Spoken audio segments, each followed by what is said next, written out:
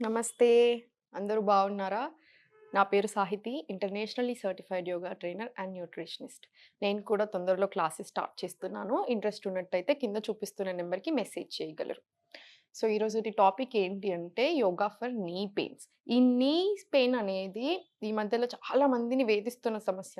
అంతెందుకు నేనేదైనా ఫ్యామిలీ ఫంక్షన్‌కి వెళ్తే లిటరల్లీ ఒక 10-20 పీపుల్ నా ముందుంటారు. నీ పెయిన్స్‌కి నాకు చూపి, నీ పెయిన్స్‌కి చూపి సాహితి అని. అంత బాధిస్తున్న సమస్య. మనకి జనరల్‌గా ఏ బాడీ పార్ట్ అయినా సరే అండి, పెయిన్ ఉన్నప్పుడు ఏమైపోతుంది అంటే, మన ఆలోచనంతా దాని మీదకే ఎళ్తూ ఉంటది. మనం ఎంత కంట్రోల్ చేసుకుందాం అనుకున్నా, అసలు మనం వేరే దాని గురించి ఆలోచన చేద్దాం అనుకున్నా, తెలియకుండానే మన డే అంతా డిస్టర్బ్ అయిపోతూ ఉంటుంది. మన ఆలోచన, మన మూడ్ ఎవ్రీథింగ్ అంతా స్పాయిల్ అయిపోతూ ఉంటుంది. సో, నేను అందుకని ఈరోజు మీ అందరి కోసం ఈ టాపిక్‌తో వచ్చాను. నేను మీకు క్లియర్‌గా ఎక్స్‌ప్లెయిన్ చేస్తాను. యోగాతో పాటు ఇంకేమేం చేసుకోవాలి అనేది కూడా నేను మీకు చెప్తాను. సో, ఫస్ట్ కొన్ని రూల్స్ నేను మీకు చెప్తాను. యోగా కంటే ముందు, మనం స్టార్ట్ చేసే కంటే ముందు అది వినండి. యోగా నీ పెయిన్ అనేది దేని వల్ల అయినా అయ్యుండొచ్చు. ఈ మధ్యలో ఏంటి, ఇంతకుముందు అట్‌లీస్ట్ ఒక age, certain age 50 years above అలా వచ్చేది. ఇప్పుడేమైపోతుంది, అసలు ఏజ్‌తో సంబంధం లేకుండా 20 ఇయర్స్ నుంచి స్టార్ట్ అయిపోతుంది నీ పెయిన్స్ అనేటియి. అది రీజన్ ఏదైనా అయ్యుండొచ్చు. కొంతమందికి వెయిట్ బాగా ఎక్కువైపోవడం వల్ల, ఈ మధ్యలో ఒబెసిటీ అనే సమస్య చాలా మందిలో ఉంది కాబట్టి, వెయిట్ గెయిన్ వల్ల వెయిట్ అంతా, ప్రెషర్ అంతా నీస్ మీద పడి కూడా ఎక్కువవుతుంది. పోస్చర్ ఇన్‌కరెక్షన్. పోస్చర్ ఇన్‌కరెక్షన్ అంటే ఏంటి? ఇప్పుడు సపోజ్ ఆఫీస్‌లలో ఉన్నారనుకోండి, మీరు గమనిస్తే 4, 5 అవర్స్ ఒకటే పొజిషన్‌లో కూర్చొని ఉంటారు. లేదా టీవీ చూడడం, ఏదైనా సరే అండి. రాంగ్ పొజిషన్స్‌లో కూర్చుంటే దాన్ని పోస్చర్ ఇన్‌కరెక్షన్ అంటారు. అలా చేయడం వల్ల కూడా నీస్ మీద అంతా, ఇప్పుడు మనము ఇలా చెయ్యి పెట్టారనుకోండి, ఒకటే ప్లేస్‌లో ఇలానే పెట్టి ఉంచితే మనకెలా ఉంటది? డిఫరెన్స్ ఎలా ఉంటది? ఇప్పుడు ఈ చేతికి, ఈ చేతికి సేమ్ అంతే నీస్ మీద కూడా. సో, నీస్‌లో ల్యూబ్రికేషన్ అవ్వకుండా మీ ఆర్థరైటిస్ కండిషన్ అనేది ఇంకా ఇంకా ఎక్కువవుతూ ఉంటది. పెయిన్ అనేది ఇంకా ఇంకా ఎక్కువైపోతూ ఉంటది. సో, దానికి సొల్యూషన్ ఏంటి? జనరల్‌గా నీ పెయిన్ రాగానే చాలామంది ఏం చేస్తారు? వెంటనే ఎళ్ళిపోయి పడుకుంటారు. కంప్లీట్ స్ట్రెయిట్ పెట్టేసుకొని పడుకుంటారు. ఇంకేం చెయ్యరు. అలా చేయొద్దు. మనం ఎప్పుడైనా గుర్తుపెట్టుకోండి, ఒకటే పొజిషన్‌లో మన ఏ మజిల్ అయినా అంతే పెట్టేస్తే అది రిలాక్స్ అవ్వడం కంటే ఎక్కువ దాంట్లో ఏమి జరగక, అంటే అసలు లూబ్రికేషన్ అనేది లేకుండా ఇంకా స్టిఫ్ అయిపోతూ ఉంటది. సో, మీరు రెస్ట్ తీసుకొని, మీరు నీ పెయిన్‌ని తగ్గించుకుంటున్నాం అనుకుంటున్నారు. కానీ తెలియకుండానే నీ పెయిన్ అనేది ఎక్కువైపోతుంది. అలా చేయొద్దు. మీరు కూర్చున్న దగ్గరే. కింద కూర్చోవాలని ఏం లేదు. మీరు మ్యాట్ మీద కూర్చోవాలి అలా ఏం లేదు. మీరు పడుకునే ప్లేస్, మీరు బెడ్ మీద అయినా సరే కూర్చొని చేసుకునే ఎక్సర్‌సైజెస్ నేను మీకు చేపిస్తాను. కంపల్సరీ చేసుకోండి. ఇంకొకటి, వాకింగ్ చేసుకోవాలి. అంటే ఎవ్రీ హాఫ్ ఎన్ అవర్‌కి అట్‌లీస్ట్ మీ రూమ్‌లోనే మీ చిన్న చిన్న పనులు, వాటర్ కోసము ఎవరినో పిలిచి అడగకుండా మీరే వెళ్లి తెచ్చుకోండి. ఎవ్రీ హాఫ్ ఎన్ అవర్‌కి కంపల్సరీ కాళ్ళని కదిలించండి. వాక్ చేయండి కాసేపలా. ఇంకొకటి, మనం ట్రైన్‌లలో, కార్‌లో, ఇప్పుడు బస్‌లో చాలా ఎక్కువ సేపు ట్రావెల్ చేస్తే కూడా మనకి పెయిన్స్ బాగా ఉంటాయి. నెగ్లెక్ట్ చేయకుండా నెక్స్ట్ డే కంపల్సరీ నీ రిలీఫ్ ఎక్సర్‌సైజెస్ చేసుకోండి. దాంతో పాటు మనం ఎళ్ళే పొజిషన్ ఎలా ఉంది, కాలు ఎలా పెడుతున్నాం అనేది కూడా చూసుకోవాలి. ఎప్పుడైనా సరే, ఇప్పుడు మనం ఇలా కాలు పెడుతున్నాం అనుకోండి, మీకు ఇలా రిలాక్సేషన్ వస్తే ఇలానే ఉంచాలి. లేదు ఇప్పుడు కార్‌లో రిలాక్సేషన్ రావట్లేదు అంటే అట్‌లీస్ట్ అలా చిన్న చిన్నగా ఇలా అన్నా కదులుకోండి కాళ్ళని. కాళ్ళ కింద ఏదైనా పెట్టుకోండి. అలా ఏదైనా చూసుకోండి. నేనెప్పుడు ఒక మాట చెప్తూ ఉంటాను నా స్టూడెంట్స్‌కైనా, ఎవ్వరికైనా. Listen to your body. It speaks with you. అంటే మన బాడీ మనతో మాట్లాడడానికి ప్రయత్నం చేస్తూనే ఉంటుంది. మనం వినట్లేదంతే. అందుకే ఆయుర్వేదాలో ఏం చెప్తారు? మార్నింగ్ లేవగానే ఒకసారి ఫస్ట్ బెడ్ మీద నుంచి లేవకముందే కంప్లీట్ బాడీని అర్థం చేసుకోండి. యోగా చేసేప్పుడు కూడా మీ బాడీని అర్థం చేసుకోండి. ఏ పొజిషన్‌లో ఎక్కువ రిలాక్సేషన్ అనిపిస్తుంది? ఏ పొజిషన్‌లో అసలు నచ్చట్లేదు? అందరూ చేస్తున్నారని మీరు చేయాల్సిన పని లేదు. నచ్చకపోతే ఆపేసేయండి. ప్రెషర్ పడుతుంది అని డౌటొస్తే పొజిషనింగ్ మార్చుకోండి. లేదా ఆసన చేయడం మానేయండి. ఇలాంటివి చూసుకోవాలి. ఇంకొకటి, మనం ఇలా రోజులో ఇప్పుడు వర్క్ చేస్తున్నారనుకోండి, అక్కడే కూర్చున్న ప్లేస్‌లోనే చైర్‌లో కూర్చుంటే చైర్‌లోనే మీ పొజిషనింగ్‌ని అడ్జస్ట్ చేసుకోండి. పోస్చర్ ఇన్‌కరెక్షన్ వల్ల కూడా నీస్ పెయిన్ అనేది వస్తుంది. ఫర్ ఎగ్జాంపుల్, నేనేదైనా వెయిట్ మోస్తున్నాను. వెయిట్ మోసుకుంటూ ఒక కాలు మీద ఇలా బరువు పెడితే ఏమైపోతుంది? ఈ కాలే నొప్పిలేస్తుంది. మనకి జనరల్‌గా పిల్లలున్నవాళ్ళు ఇలా ఎత్తుకొని ఏం చేస్తాం, మనం ఇలా ఇటు సైడ్ ఎత్తేసుకుంటాం. ఎత్తుకోవడం వల్ల ఏమైపోతుంది? కంప్లీట్ స్ట్రెస్ అంతా ఒక నీ మీద పడుతుంది. మీరు ఏ పని చేస్తున్నా సరే, నీస్ బోత్ మీద ఈక్వల్ ప్రెషర్ ఉండాలి. ప్రెషర్ అనిపిస్తుంది అనుకుంటే చూసుకోండి. నీ పెయిన్ ఉన్నవాళ్ళు అలా ప్రెషర్ పడకుండా చూసుకోవాలి. అర్థమైందా? ఇంకొకటి లాస్ట్ థింగ్, ఫుడ్ అనేది చాలా ఇంపార్టెంట్. మీరు వైట్ పాలిష్డ్ రైస్ తీసుకోకుండా బ్రౌన్ రైస్ని రీప్లేస్ చేయండి. ఫైబర్ చాలా ఎక్కువగా ఉంటుంది, మంచిది. లెంటిల్స్ ఏవైతే ఉన్నాయో అవి తక్కువ చేయడానికే మ్యాక్సిమం ప్రయత్నం చేసుకోండి. స్ప్రౌట్స్ లాంటి మొలకలు వారానికి ఒక 2-3 సార్లు తినండి. ఇలాంటి చేంజెస్ అన్నీ మీరు స్లోగా చేంజెస్ చేసుకోండి. ఇవి చాలా ఇంపార్టెంట్. ఇంకొకటి, అల్యూమినియం కుకింగ్ అనేది చాలా డేంజరస్. అసలు మనకి ఇప్పుడు ఈ సంవత్సరంలో ఇంత పెయిన్స్ అన్నీ ఎక్కువ అవ్వడానికి రీజన్ మీరు పుట్టినప్పటి నుంచి అల్యూమినియంలోనే తినడం వల్ల కూడా. ఇది వినడానికి మీకు ఎలా ఉన్నా ఇది చాలా నిజం. Aluminium cooking, non stick cooking, ప్లాస్టిక్లో వేడివేడి అన్నాలు వేడివేడి స్టోర్ చేసుకొని ప్లాస్టిక్లో వాటర్ తాగడాలు ఇవన్నీ కంప్లీట్గా మానేసుకోవాలి. దీనికి టైం కూడా తీసుకోవద్దు, వెంటనే మార్చుకోవాలి. పెయిన్స్ ఉన్నాయనుకుంటే ఇంకా మీరు దీని మీద పని చేసేసుకోవాలి. నేను ముందే చెప్తున్నాను, అల్యూమినియం కుకింగ్ అనేది మా పేరెంట్స్ కాలం నుంచి ఉంది అని అనుకోవద్దు.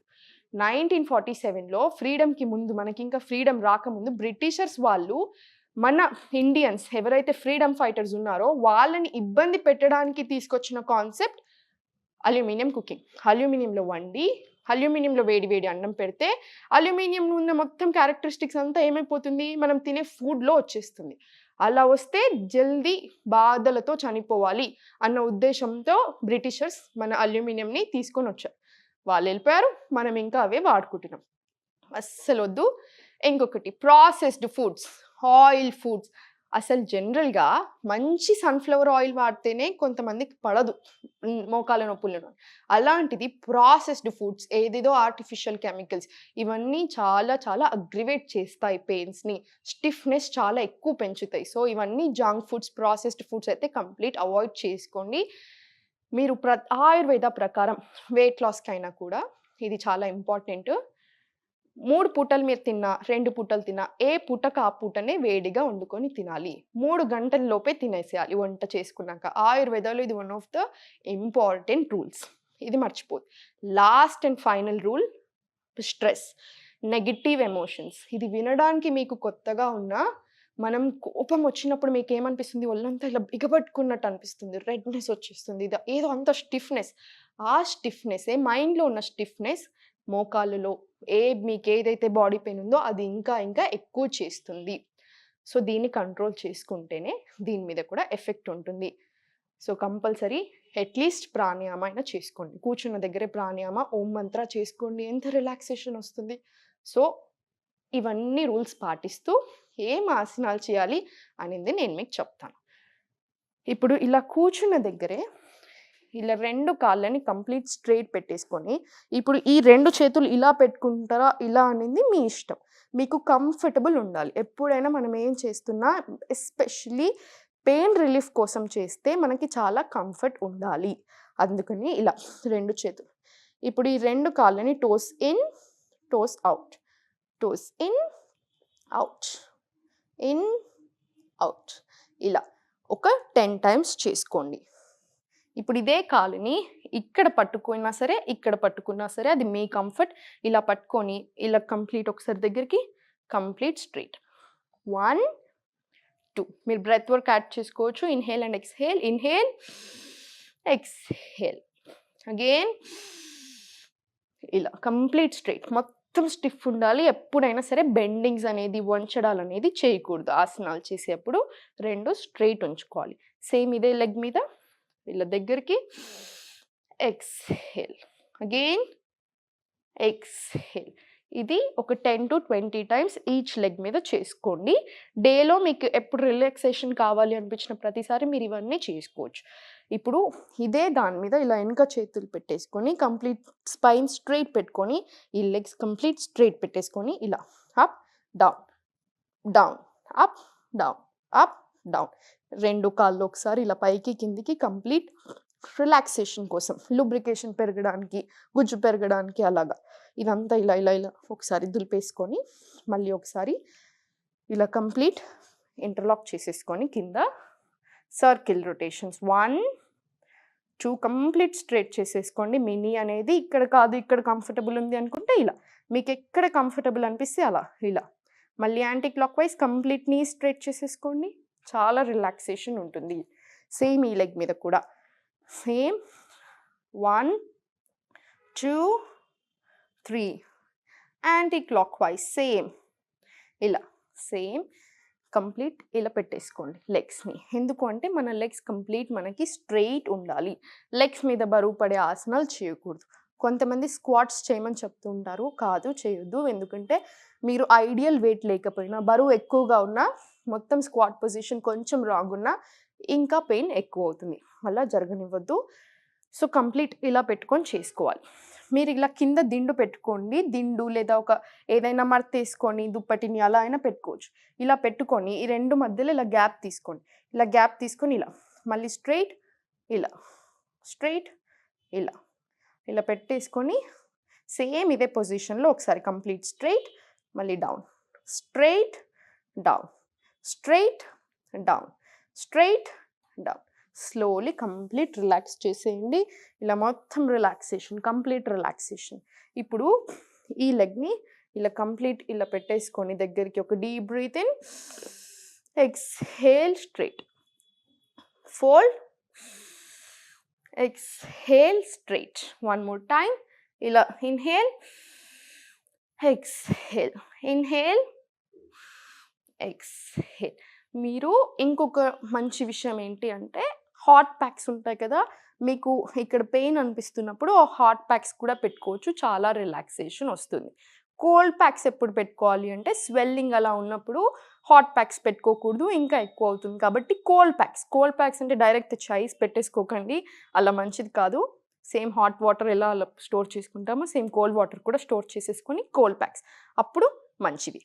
ఇప్పుడు కంప్లీట్ రెండు లెగ్స్ని ఇలా ఇలా పెట్టేసుకొని స్లోలీ మళ్ళీ ఓపెన్, కొంచెం లైట్గా close, open, one more time close, open, complete straight చేసేయండి. సో లాస్ట్లీ స్లోగా ఇలా కంప్లీట్ స్ట్రైట్. మీరు నన్ను చూడండి, కంప్లీట్ స్ట్రైట్. ఎంత వీలైతే అంత సాగదీయడానికి నేను ప్రయత్నం చేస్తున్నాను నా మోకాళ్ళని ఇలా స్టిఫ్నెస్ లేకుండా. స్లోగా వీలైతే ఇలా మోకాలు ఇలా టోస్ మీదకి మళ్ళీ డౌన్, టోస్ మీదకి డౌన్, కంప్లీట్ స్ట్రైట్ ఉండాలి నీస్ ఎప్పుడైనా, అది మాత్రం ఇంపార్టెంట్. ఇప్పుడు మీరు గోడ వెనుక నిల్చున్నా పర్వాలేదు, ఇలా స్లోగా అప్ మళ్ళీ స్ట్రైట్, అప్ మళ్ళీ స్ట్రైట్, 1 మళ్ళీ స్ట్రైట్, 2 మళ్ళీ స్ట్రైట్, సరిపోతుంది. ఈ ఎక్సర్సైజెస్ ఏవైతే నేను మీకు చెప్పానో సింపుల్గా మనకేం ప్రాప్స్ లేకుండా కూడా ఇలా చేసుకోవచ్చు.